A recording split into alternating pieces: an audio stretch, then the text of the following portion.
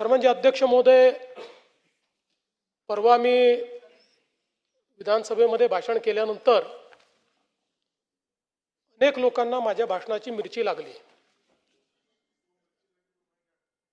पण अध्यक्ष महोदय, मी अतिशय स्पष्टपणे सांगितलं, मिसिंग लिंकवर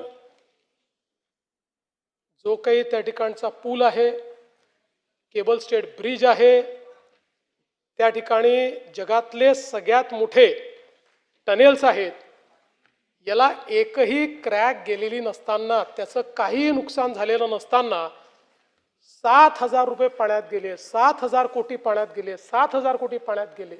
हा माझा अपमान आहे? महाराष्ट्राचाच अपमान आहे। खोट्या बातम्या पेरणं, अफवा पसरवणं हा महाराष्ट्राचा अपमान आहे। पण मी बोलता बोलता त्या ठिकाणी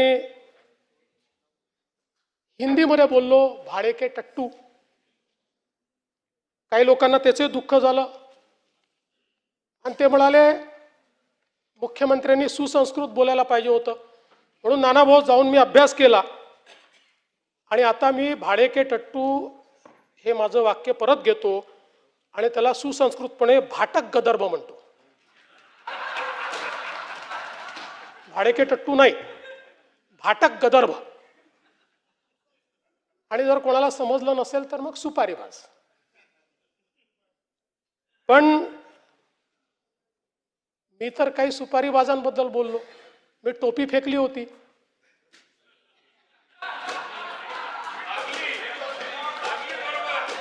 अनेकांना का लागली मला समजलंच नाही, अनेक लोकांना ती लागली। बरं ते जाऊ द्या, आता मी एक वाक्य हिंदीमध्ये बोललो। आता आशिषजी ते ज्यांना समजायला पाहिजे म्हणून बोललो, त्यांच्याऐवजी दुसऱ्यालाच मिरची लागली।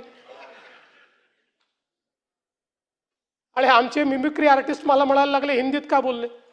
पूर्ण भाषण मी मराठीतच केलं, पण मला काही अडचण नाही, ते आमचे मित्र आहेत आणि ते मित्र असल्यामुळे राजकारणात तर त्यांच्यापासून आम्हाला काही धोका नाही, पण आनंद आहे ते राजकारणात आहे।